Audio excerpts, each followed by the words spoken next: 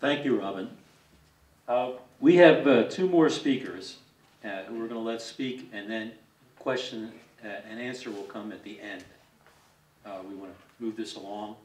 It's going to take way too long if we start to question everything during this presentation. The next person that will come up is Brady Russell. He's the Eastern Pennsylvania Director of Clean Water Action, and he's a co-sponsor of tonight's event. Brady? Thanks. Can I do a check? Can folks hear me okay without a mic? Yeah. Everyone? All right, cool, sweet. I'd rather just move around. And Mark, if you don't mind, who am I going to look at to yell at me when I'm going on too long? Who's going to do that? You got it, Mark? If you don't mind, I don't care if you all interrupt me with questions. I honestly would rather that you just did that. I can go on for 3 hours on this issue easily, so wherever folks want to go, I'm pretty comfortable with it. But so, I'm Brady Russell, Eastern PA Director for Clean Water Action. My purview is the east side of the state. I've been doing a ton of work in the Marcellus region that you guys may have heard of, around Dimick, in northeastern Pennsylvania. I've been up there a lot of times. We have offices here in Pennsylvania in Pittsburgh, Harrisburg, Bethlehem, and here. I manage the ones on the east side, and we've been really making Marcellus Shale one of the biggest focuses that we have this year. So I'm going to start off with a question for y'all. So when you think of cities, right, what do people use water for in cities? Like, what do cities use water for specifically? Yeah? Drinking. Drinking, awesome. What else? Washing, okay, like streets and stuff. Just think of imagine yourself as a city. What do cities use it for? So like cleaning the streets off, you know, cleaning the city, sure. What else? Industry. Industry, sure, they provide it to industry. For industry uses, a lot of bigger ones provide their own water, but what else? Recreation. Recreation, exactly. Cities have a water system. Folks use it to water their lawns and gardens. So there's another big one, man. It's on every corner. Fire protection. Yeah, they use water to put out fire, right? So one of my favorite stories in the Marcellus Shale so far in our state is the water wells that are catching on fire, which is strange because water isn't supposed to burn, right? But it does when you're in the same country with natural gas drilling. So the most famous story of this is a woman named Norma Fiorentino. She lives in Dimick, Pennsylvania. Older woman on a fixed income, used to be an in-home nursing care. That was her work for a long time. Now she's retired, living off of Social Security, has her land up in Dimick. And on New Year's Day of last year, she came home to find that her personal water well that she got for her drinking water had shattered into multiple pieces because so much natural gas had built up beneath her water well, and either it was the pressure or it somehow caught on fire, but it exploded, shattering the concrete slab that was put over her water well.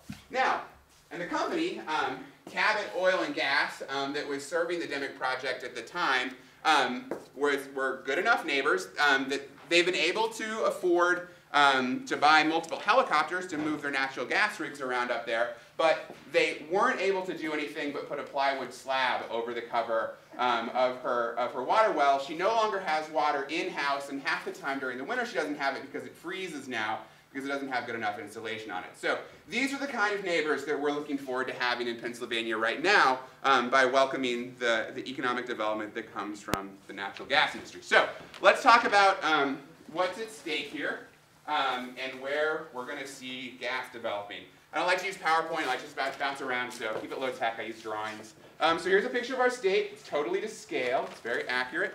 If you look, here's Pittsburgh, here's Harrisburg, here's Philadelphia. And then this browned-in area is roughly all the places where we've got Marcellus Shale in the state.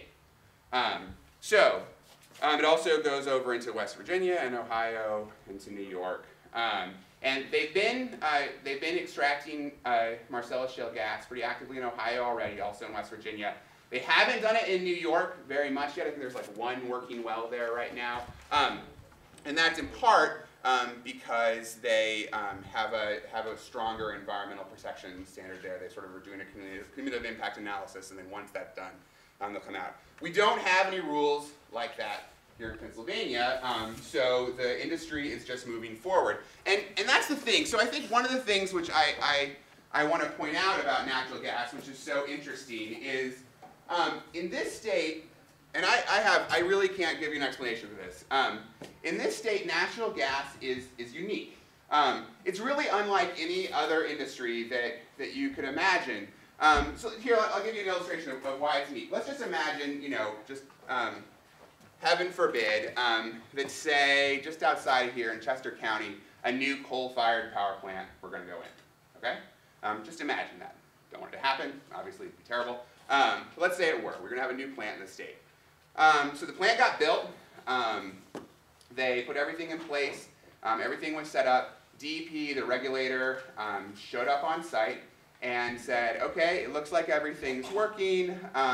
The only question we have is, coal plants generate a lot of wastewater with a lot of coal ash in them. It's really nasty stuff. What are you going to do with that water, once it starts to accumulate and you switch the plants on? And DEP and the coal plant, the owners of the coal plant said, we don't know, we'll figure it out along the way. And DEP said at that point, that's fine, just go ahead and do it, it's cool, turn the power on. Even in this state where big coal is so powerful, a coal plant couldn't get away with that. But somehow, here in Pennsylvania, the natural gas industry has been able to come in and say, we're not entirely sure how to deal with wastewater, and there really isn't a good way to treat it, and so we're just going to dump it in municipal wastewater systems for now and hope that dilution will cover it. Is that okay? We'll sort it out later, maybe 10 or 15 years from now. Can we do that? And for whatever reason, and it's mysterious to me, Pennsylvania has said, sure, that's fine. Go ahead and do it.